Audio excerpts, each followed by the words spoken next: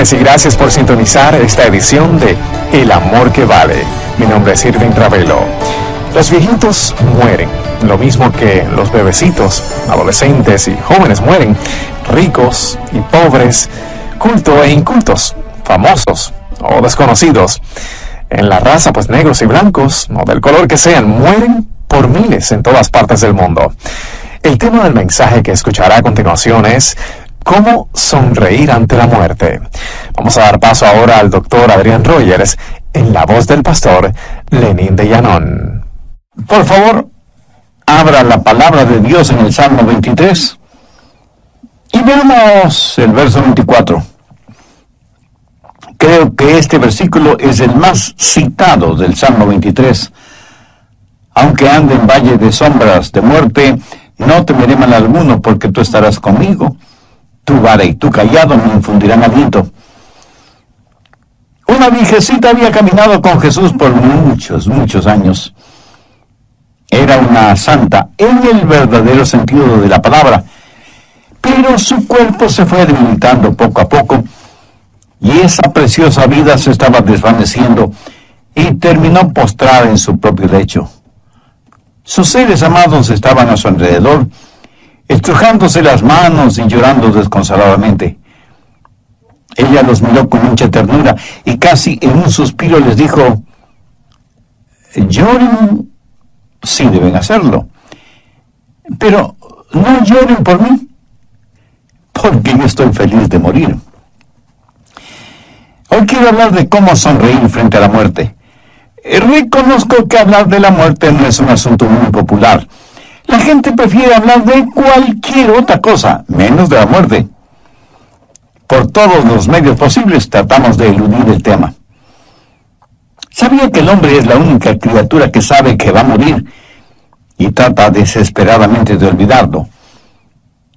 Esa es la razón por los exagerados maquillajes. Si un hombre llega a cierta edad y tiene los suficientes recursos económicos, se compra un carro deportivo. Tratamos de hacer lo que sea para minimizar el hecho de que vamos rumbo a la tumba. Y aún las tumbas son construidas para que sean verdaderos memoriales, impresionantes monumentos o exagerados jardines. ¿Por qué? Porque no nos gusta la idea de la muerte. Pero escúcheme, la muerte es un hecho real y es algo a lo cual no debemos tener temor. Es algo que debemos anticipar. Estoy seguro que David tuvo eso en mente cuando escribió esas palabras en el Salmo 23, verso 4. Habló del valle de sombra de muerte. Y ese valle existe en Palestina. Comienza entre Jerusalén y Belén, más o menos a 680 metros sobre el nivel del mar. Hay un pequeño riachuelo que brota de un lado de la montaña. A veces, ese riachuelo se transforma en un río cuyas aguas buscan el nivel del mar. Pero con el paso del tiempo se ha formado un abismo, un cañón rocoso en los montes de Judea. Y el pequeño hilito de agua que empezó arriba en las montañas fluye hasta llegar al nivel del Mar Muerto. Este abismo o cañón es conocido como el Valle de Sombra de Muerte, porque es tan estrecho en algunos lugares que apenas tiene unos 3 metros de ancho. Y aún en los días completamente soleados está cubierto de sombras, y hay oscuras cavernas. En tiempos bíblicos, esas cuevas eran el hábitat de osos, hienas, leopardos y, por supuesto, ladrones y asaltantes. Había lugares muy empinados de donde las ovejas podían caer, y era un lugar tenebroso debido a las grotescas sombras que los cubrían, aun cuando el sol estuviera en su cenit. Pero era un valle muy útil porque durante el invierno, cuando no había mucha hierba, los pastores llevaban a sus ovejas a Jericó y las alimentaban en los verdes pastos que crecían en Jericó, aún durante el invierno. Cuando la primavera llegaba y las colinas de Judea reverdecían y se engalanaban con multicolores flores, los pastores guiaban a sus ovejas por ese valle hacia los montes que estaban cubiertos con abundante y verde hierba. Sin duda todo esto sirvió de inspiración a David cuando escribió el Salmo 23, porque él mismo era un pastor, e indudablemente guió a sus ovejas por ese valle, el valle de sombra de muerte. Y David está diciendo que lo que Jehová era para él lo era para sus ovejas. David había aprendido a sonreír frente a la muerte. Y yo quiero que usted aprenda a hacer lo mismo. Por eso le voy a dar 3 principios que le ayudarán en ese propósito. Primero, la muerte es un hecho real. La declaración de David, aunque ande en valle de sombra de muerte, pone en evidencia no la incertidumbre, sino la realidad de la muerte. Y aunque muchas veces nosotros tratamos de cambiar de tema, la Biblia dice en Hebreos 9:27, está establecido para que los hombres mueran una sola vez. Y después de esto, el juicio. Mi amigo, aquí se está hablando de una cita inevitable. Y en Romanos 5:12 leemos, por tanto, como el pecado entró en el mundo por un hombre, y por el pecado la muerte, así la muerte pasó a todos los hombres por cuanto todos pecaron. La única excepción para que usted no muera físicamente es si Jesús regresa primero. Pero si no es así, ciertamente usted, yo, todos nosotros moriremos. Por lo tanto, nos guste o no, la muerte es una inevitable realidad. Pero no solo es una inevitable realidad, sino que es una realidad incierta. Usted no sabe cuándo va a morir. Yo no sé cuándo voy a morir. David no sabía lo que iba a suceder de un momento a otro.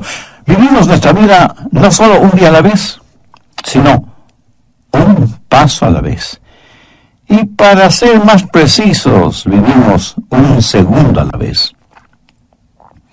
Y aunque haya divinos y clarividentes y estafadores en este campo, nadie, lo repito, absolutamente nadie sabe cuándo va a morir, a menos que sea un criminal sentenciado a la pena capital, y aún eso puede cambiar. Los viejitos mueren, lo mismo que los bebecitos. Adolescentes y jóvenes mueren, ricos y pobres, cultos o incultos, famosos o desconocidos, negros o blancos, o del color que sean, mueren por miles en todas partes del mundo. La Biblia dice en Santiago 4, los versos 3 y 14, vamos ahora, los que decís, hoy y mañana iremos a tal ciudad y estaremos allí un año, y traficaremos y ganaremos, cuando no sabéis lo que será mañana, porque ¿qué es vuestra vida? Ciertamente es neblina que se aparece por un poco de tiempo y luego se desvanece. Ahora, por favor, note la admonición que encontramos en el verso 15. En lugar de lo cual deberíais decir, si el Señor quiere, viviremos y haremos esto o aquello. ¿Sabía que Dios no tiene que quitarle la vida? Lo único que tiene que hacer es dejar de dársela. ¿Lo entiende? Es gracias a la misericordia de Dios que no somos consumidos y que la vida es un regalo de Dios. La muerte es un hecho real e inevitable. Es algo incierto también, pero también es muy personal. David dijo, aunque ande, no dijo, aunque los demás anden, aunque ande en valle de sombra de muerte. Cuando nosotros los pastores o predicadores les decimos a las personas que se preparen para morir, ¿sabe lo que sucede en la mente humana? Piensa que nos referimos a las otras personas, no a ellos. Mi amigo, usted o yo podemos morir en cualquier momento. Y si usted piensa que goza de muy buena salud, ¿cuándo fue la última vez que se hizo un examen médico integral? Vivimos al filo de la eternidad. La muerte es, pues, un hecho real y muy personal. Segundo, la muerte es un enemigo derrotado. Aunque ande en valle de sombra de muerte, no temeré mal alguno. Y aquí tenemos algunas verdades cuando pensamos en la muerte como enemigo derrotado. Primero, el valle. puede haber valles y montañas. Es una imposibilidad geográfica. El valle del Salmo 23 está entre dos salmos representativos de montañas. El Salmo 22 tiene que ver con la crucifixión, el Monte Calvario. Y el Salmo 24 tiene que ver con la coronación del Mesías en su segunda venida, o sea, el Monte de Sión. En una montaña, la crucifixión, y en la otra montaña, la coronación. Nosotros estamos viviendo en el valle entre esas dos montañas.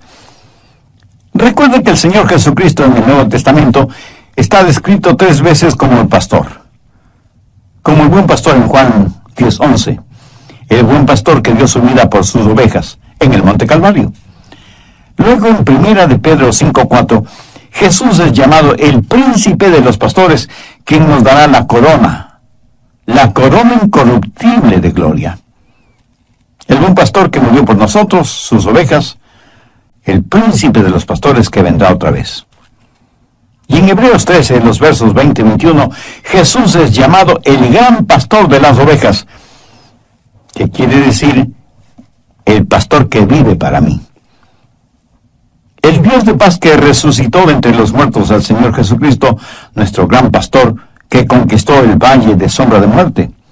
El buen pastor que murió por nosotros, el príncipe de los pastores que vendrá por segunda vez, el gran pastor que vive por nosotros porque venció la muerte, es quien caminó por el valle de sombra de muerte, entre los montes de la crucifixión y de la coronación. Segundo, no puede haber sombras si no hay luz. La muerte no es más que una sombra si usted conoce al Señor Jesucristo, porque Él fue la muerte de la muerte. Él le quitó el aguijón a la muerte. Jesús quitó lo sombrío de la tumba y nos ha dado una esperanza que es firme y segura. Las sombras pueden asustarle, pero no pueden hacerle daño. No puede haber sombras si es que no hay luz. Hubo un gran predicador cuya esposa murió siendo aún muy joven, dejando huérfana a su pequeña hijita y viudo a su esposo. La pequeña niña no entendía lo intrincado de la vida y menos de la muerte. No entendía que Jesús murió por nuestros pecados y todas esas cosas. Días después del entierro de su joven esposa, el pastor y su hijita fueron de compras. La niña se quedó en el carro mirando el lugar en donde su padre había ido para comprar algo. De pronto, sobre la pared, vio la sombra de un camión. La sombra era mucho más grande que el camión, debido a que el sol ya estaba en el oeste. El padre de la niña salió del almacén, vio también la enorme sombra del camión y vio la mirada inquisidora de su hijita y decidió darle una lección objetiva. Le dijo: hija, si pudieras escoger, ¿qué preferirías? ¿Que la sombra del camión esté sobre ti o que el camión te atropelle? Y la niña le contestó: oh papá, eso es fácil. Prefiero que la sombra del camión caiga sobre mí a que el camión me caiga encima. Entonces su padre, abrazándole con mucho amor, le dijo: hijita, estás en lo cierto. Ahora escúchame. Solo la sombra de la muerte cayó sobre tu mamá. El camión, o sea, la muerte, cayó sobre Jesús hace más de 20 siglos. Tremenda lección, ¿no le parece? Jesús le quitó el aguijón a la muerte y victorioso le quitó la tristeza a la tumba. Y no puede haber sombra a menos que haya luz. Permítame compartir con usted algunos versículos muy significativos. Isaías 9:2. El pueblo que andaba en tinieblas vio gran luz. Los que moraban en tierra de sombra de muerte, luz resplandeció sobre ellos. No hay sombra si no hay luz. Mi amigo, ¿se encuentra usted ahora mismo en algún valle de sombra de muerte? Pues mire hacia la luz. Si mira hacia la luz, la sombra estará a sus espaldas, usted ni siquiera la verá. Mire hacia la luz. No hay valle a menos que existan montañas, y no hay sombra a menos que exista luz. Tercero, no hay mal sin la existencia del bien. Aunque ande en valle de sombra de muerte, no temeré mal alguno, porque tú estarás conmigo. Aquí David está comparando la maldad frente al gran pastor de las ovejas, pero ¿qué es lo que David quiere decir con la frase, tú estarás conmigo? Recuerde cómo comienza el Salmo 23, Jehová es mi pastor. Y como ya lo he dicho anteriormente, Jehová es Yahweh. Palabra realmente impronunciable porque está compuesta de 4 consonantes. Yahweh era el más sagrado nombre de Dios que los judíos conocían. ¿Cuán sagrado, cuán reverente es el nombre de Dios para usted? Es más, tiene una relación personal con Dios por medio del Señor Jesucristo. ¿Qué importancia tiene en su vida la Biblia como la inspirada palabra de Dios? Si usted muriera hoy, ¿le sonreiría la muerte? Si usted se siente desconcertado con esas preguntas, entonces es evidente que usted todavía no es salvo, y aunque esté vivo, espiritualmente está muerto en sus pecados. Por eso le invito a que ahora mismo haga la más trascendente decisión de su vida, porque de esta decisión depende su futuro eterno. Le invito a repetir conmigo la siguiente sencilla oración. Mi oración es para que le sirva de guía. Usted use sus propias palabras, pero dígalas con fe, con sinceridad, depositando toda su confianza en Dios, teniendo la absoluta certeza de que Él le escuchará, porque, como bien lo dijera David, al corazón contrito y humillado, no despreciarás tú, oh Dios. Así que, ore conmigo de la siguiente manera. Querido Dios, confieso que sí tengo temor de morir, sin que mis pecados hayan sido perdonados. Por eso vengo a ti en busca de ayuda, de gracia, de misericordia, que nadie ni nadie me la pueden dar, sino únicamente tú. Amado Señor Jesús, sé que tú entregaste tu propia vida en la cruz del Calvario, no para tu beneficio propio, sino para pagar la culpa de mis pecados, para perdonarme. Parte de este mensaje, dije que primero la muerte es un hecho real. La declaración de David, aunque ande en valle de sombras de muerte, pone en evidencia no la incertidumbre, sino la realidad de la muerte. Y aunque muchas veces nosotros tratamos de cambiar de tema, la Biblia dice en Hebreos 9:27, está establecido para que los hombres mueran una sola vez. Y después de esto el juicio. Mi amigo, aquí se habla de una cita inevitable. Y en Romanos 5:12 leemos, por tanto, como el pecado entró en el mundo por un hombre y por el pecado la muerte, así la muerte pasó a todos los hombres por cuanto todos pecaron.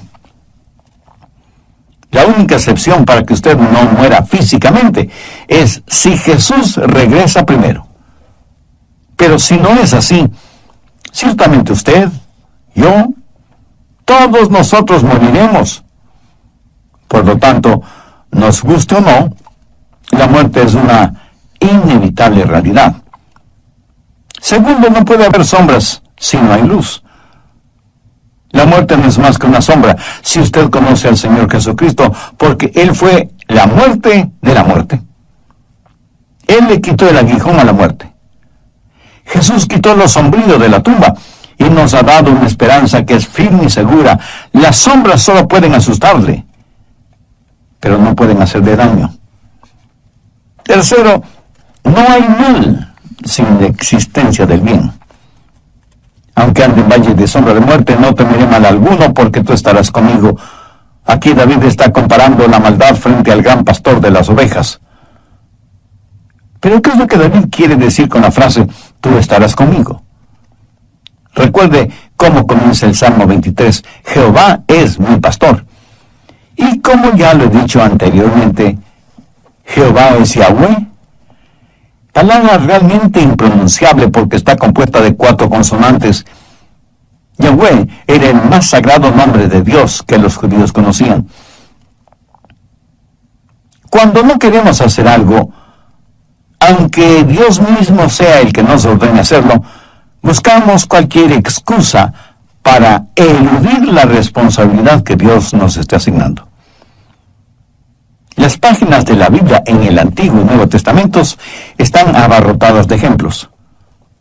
Adán, Eva, Moisés, Jonás, Pablo, Santiago, etcétera, etcétera. Parece que los seres humanos somos naturalmente profesionales en esto de presentar excusas o disculpas para no hacer lo que Dios nos ha mandado hacer. El capítulo 3 de Éxodo describe detalladamente la conversación entre Dios y Moisés, las órdenes de Dios y la cantidad de excusas por parte de Moisés para evadir la orden que Dios le había dado. Señor, no puedo ir. No me creerán. ¿Quién diré que me envía? Y Dios le dijo a Moisés, diles que el yo soy te envía. Yo soy el gran Dios eterno y personal, sin principio ni fin. No soy el que fui o el que seré. Así, diles que el gran yo soy te envía. Diles que Jehová, Yahweh, es mi poderoso nombre. Si mal no recuerdo, en un programa anterior dije que el nombre Jehová solo es mencionado en el Antiguo Testamento, no en el Nuevo. ¿Por qué? Porque el Jehová del Antiguo Testamento es el Jesús del Nuevo Testamento.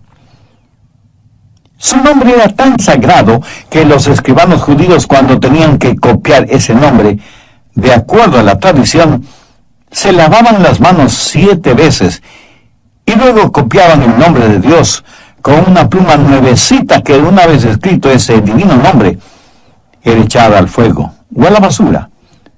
Jehová Yahweh, el gran yo soy.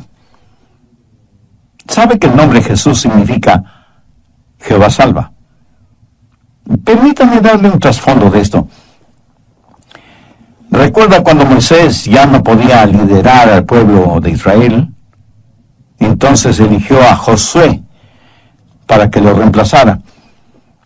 Pero el nombre de Josué no siempre fue Josué, sino Osea. Moisés tomó parte del nombre.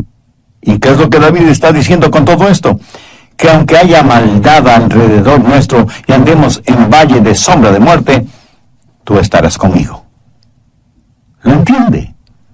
Dios está con nosotros, pero no solo está con nosotros, sino que en la actualidad, por medio de su Espíritu Santo, está en nosotros. No pueden haber valles sin montañas. No puede haber sombra sin luz. No puede haber mal sin la existencia de un gran bien. La verdad siempre es más poderosa que la mentira.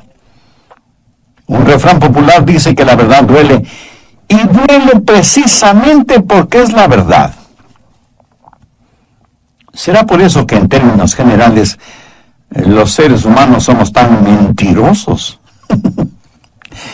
Nos olvidamos que cuando mentimos nos parecemos mucho al diablo.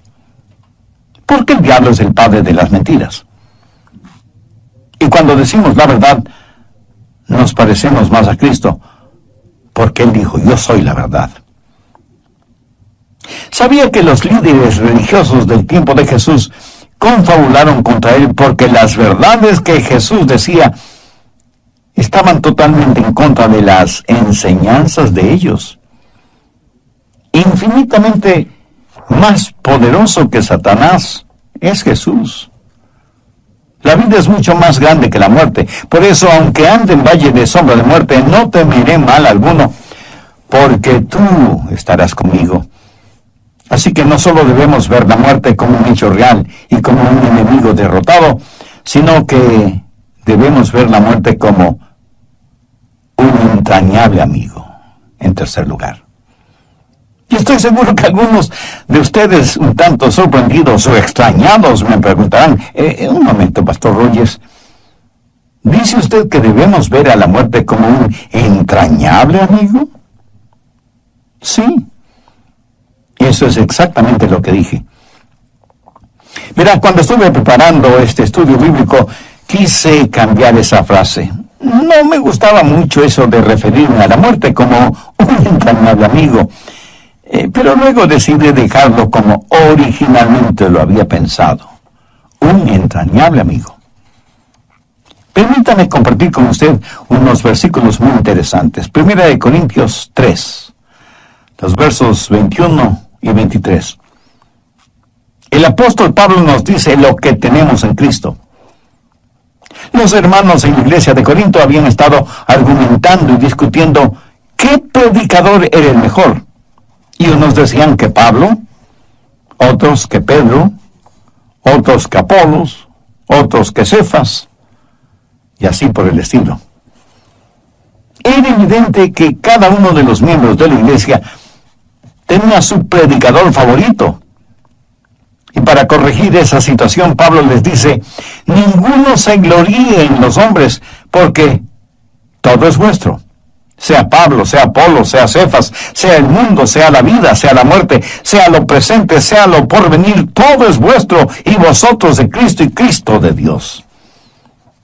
Note que entre las cosas hermosas que Pablo dice que nos pertenecen, está la muerte.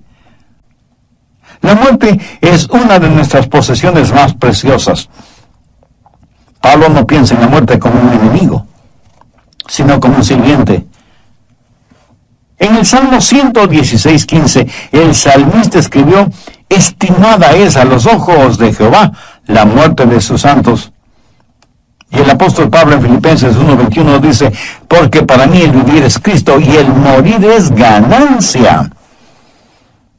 Para Pablo el morir, aún desde el punto de vista físico, era ganancia. ¿Por qué? Porque nuestro cuerpo, si somos salvos, será hecho como el del Señor Jesucristo. Intelectualmente es una ganancia porque conoceremos como somos conocidos. Emocionalmente será una ganancia porque seremos capaces de alabar a Dios con todo nuestro ser. Socialmente será una ganancia porque estaremos con los santos de todas las edades y estaremos frente a frente a nuestro Salvador.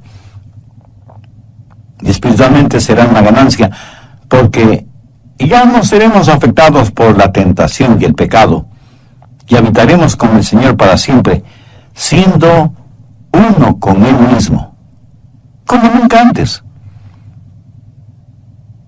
¿Qué es lo que hará posible la realidad de esta relación? La muerte. ¿Lo entiende? La muerte no es mi enemigo si me ayuda a llegar a un lugar como ese. ¿Cuánta razón tuvo Pablo al decir, para mí el vivir es Cristo y el morir es ganancia? David pensó de la muerte como una amiga.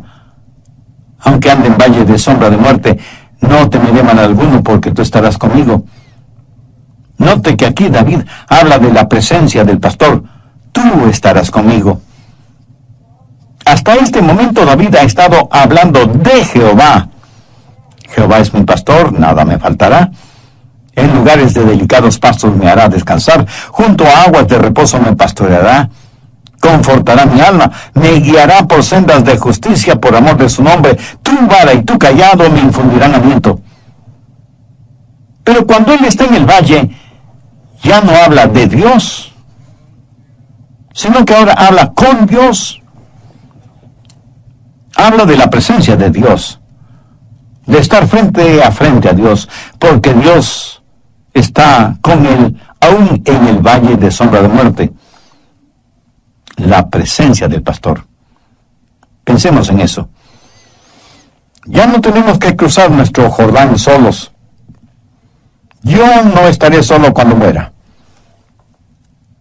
porque Jehová estará conmigo. Pero no solo tener la presencia del pastor, sino también su poder. Tu vara y tu cayado me infundirán aliento. No se olvide que el cayado le servía al pastor para proteger a las ovejas, para guiar a las ovejas, para levantar a las ovejas. Mi amigo, cuando usted vaya a morir, si es un creyente en el Señor Jesucristo, le prometo que Él estará con usted fortaleciéndole. Sentirá la real presencia de Dios, quien dirá: estimada es a los ojos de Jehová la muerte de sus santos. Su vara estará ahí para protegerle de todos los ataques del maligno, y con su cayado Él lo atraerá junto a Él, para ambos cruzar el valle de sombra de muerte. Cuando sus pies toquen las heladas aguas del río de la muerte, usted cruzará ese río con alabanzas, no solo en su corazón, sino también en su boca. La presencia y el poder del pastor, el plan y el propósito del pastor le ayudarán a cruzar el valle de sombra de muerte. Pudiera ser que usted ahora mismo esté enfrentando algún problema o dificultad. Recuerde que problemas y dificultades en la vida del creyente solo duran un tiempo y tienen un propósito definido. Los problemas que Dios nos envía tienen un propósito formativo, perfeccionador, y debemos dar gracias a Dios por ellos. Las tentaciones o problemas con que el diablo nos asalta diariamente son maléficos y destructivos, pero también tienen un propósito definido: separarnos de Dios eternamente. David, como pastor que era, sabía muy bien que un pastor nunca abandona sus ovejas ni las guía por lugares peligrosos, y siempre busca los mejores pastos para ellas. Le preguntaron a un hombre: ¿cuál es su versículo favorito? Y el hombre contestó: aquel que dice que Dios me conforta y me guía. Este hombre, sin saberlo, estaba citando parte del contenido del Salmo 23. Hay una hermosa canción religiosa que dice: si Jehová es mi pastor, ¿de qué debo temer? Si estoy protegido por su tierna misericordia, ¿quién o qué puede hacerme daño? Tengo paz celestial, consuelo divino, mientras por fe Él vive en mí y yo vivo en Él. Y sé que no importa lo que me suceda, Jesús hace bien todas las cosas, porque el propósito del pastor es guiarnos con seguridad por entre el valle de sombra de muerte. La Biblia dice en Hebreos 2:15: y librar a todos los que por el temor de la muerte estaban durante toda la vida sujetos a servidumbre. Ahora, escuche atentamente lo que voy a decir. Usted no está listo para vivir hasta que ya no tenga temor de la muerte. Y usted, honestamente preocupado, me dirá: pero pastor, yo aún tengo pecados y por supuesto que tengo temor a morir. Gracias por su sinceridad, mi amigo. Ahora, permítame decirle qué debe hacer con sus pecados. Ponga su fe en donde Dios puso sus pecados, o sea, en Jesús. Todos nosotros como ovejas nos hemos descarriado. Cada cual estamos yendo por nuestro propio camino. Dios, el Padre, ha puesto sobre su Hijo Jesucristo la iniquidad de todos nosotros. Sí, usted debe tener temor de la muerte mientras siga viviendo en el libertinaje de sus pecados. Pero cuando sus pecados le hayan sido perdonados por el sacrificio de Jesús, la muerte dejará de ser su enemiga y se convertirá en su entrañable amiga. Le quiero ayudar para que sepa que la muerte no representa ningún terror para usted, para que tenga la capacidad de sonreír frente a la muerte, para que defina de una vez y para siempre este asunto de la muerte. Si usted no tiene la seguridad de su salvación, le invito a orar conmigo una sencilla oración. Pero lo importante es que usted ore con genuina fe, sinceramente, depositando toda su confianza en Dios. Puede orar en voz alta o en voz baja, o silenciosamente si así lo prefiere. Su oración de todas maneras será escuchada por Dios. Querido Dios, quiero ser salvo aquí y en este momento. He pospuesto ya por mucho tiempo esta decisión que tiene que ver con mi vida eterna. Sé que tú me amas y que hasta ahora he sido indiferente a ese incomparable amor tuyo.